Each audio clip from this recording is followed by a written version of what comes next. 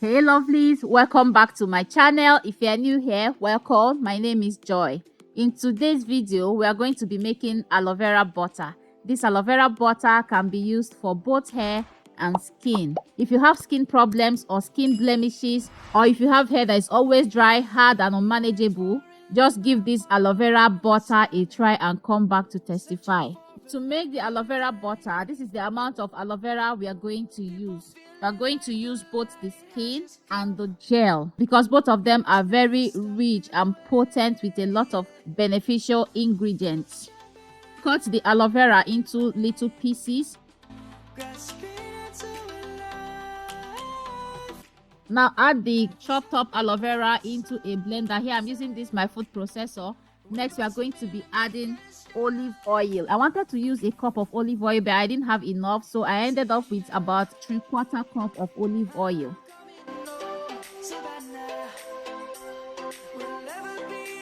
Now blend everything together until it forms a smooth paste.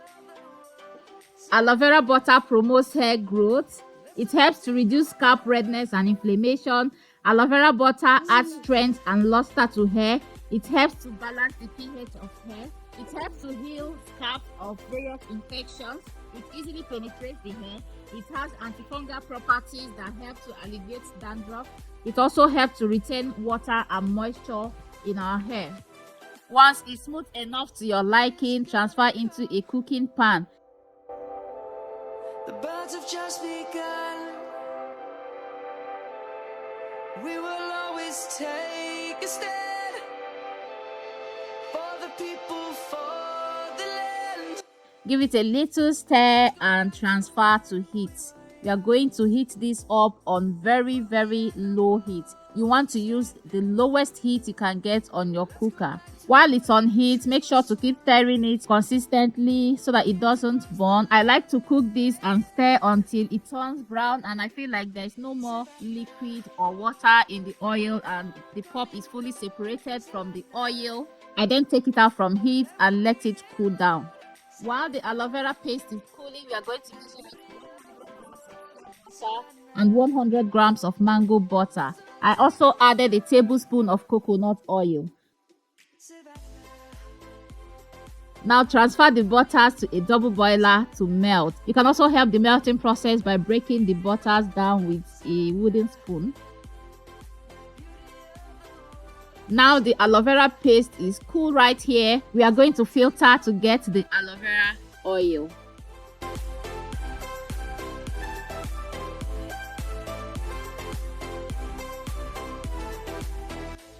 This aloe vera oil is the main ingredient since we are making aloe vera butter.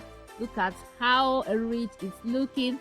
I actually wanted to make more because I'm very low on aloe vera oil. I wanted to make more so that I'll also use some of the oil as oil, not as butter. But unfortunately, I didn't realize I was low on oil, so I had to use all for this butter. Now pour the aloe vera oil into the melted butter. I wanted to measure to know the amount of oil I got. At the end of the day, we got about 162 grams of aloe vera oil. Now into that, I'm going to add a tablespoon of Jamaican black castor oil. Stir everything up to mix well. Keep aside until it's cool, and once it's cool, I pop it in the fridge and let it solidify. It has solidified here, as you guys can see. I'm going to now loosen it up with a spoon because it's more solid than I would have liked. I left it in the fridge longer than I should, so it was pretty solid. That's why I'm going in now to loosen it up a little bit with the spoon before I start whipping it up. Now I'm going to start whipping the aloe vera butter with this my hand mixer. We must merely make a start.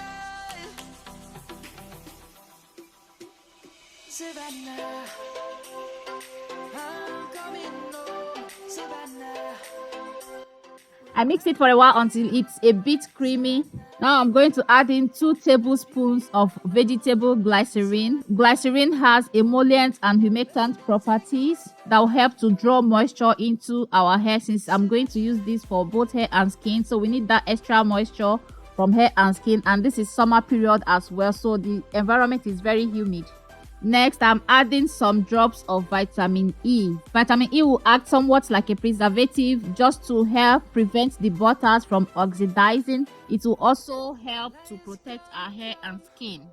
I also whipped it for a while. After adding the glycerin and vitamin E into the butter, just whip it until it's light and creamy. And at this point, I'm going in to add some essential oils.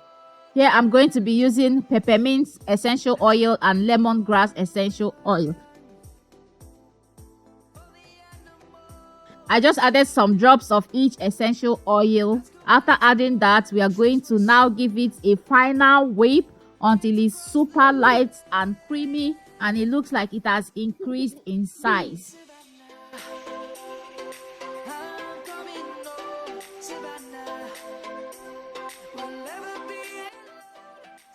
Look at that, so yummy looking. It looks edible. I like whipping butters a lot because I just love the final consistency.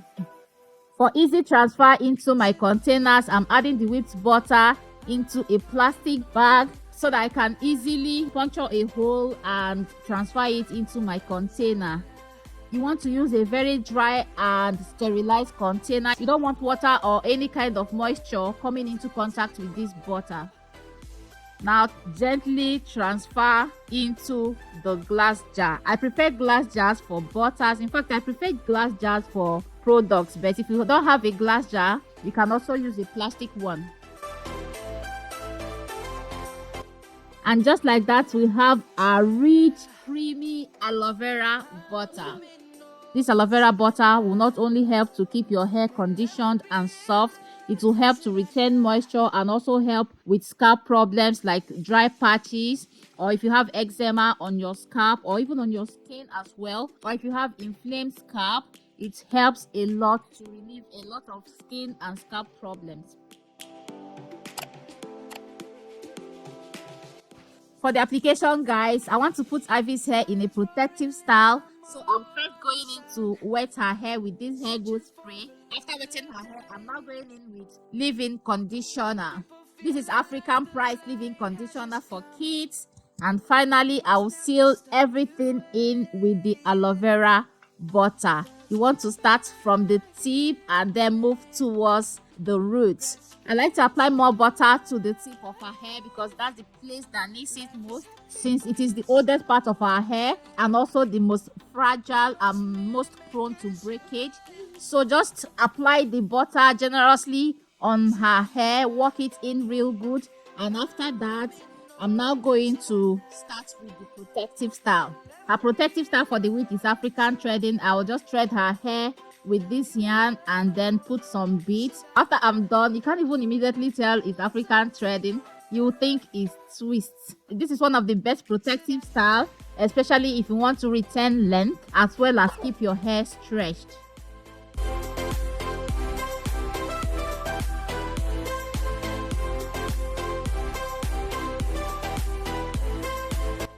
As usual, I went into hydrate her hair with this hydrate spray. After that, I went in with African Price leave-in conditioner for kids. The birds have just begun. We will always take a stand. And finally, I seal the moisture in with the aloe vera butter. Like I said before, apply more of the butter on the tips of her hair just to help keep the place super moisturized and lubricated to prevent split ends and breakage. Finally, detangle with a wide tooth comb and put the hair in the protective style you want. Savannah, I'm coming home, Savannah. And this is the final look, guys. You can see how cute and stylish it's looking.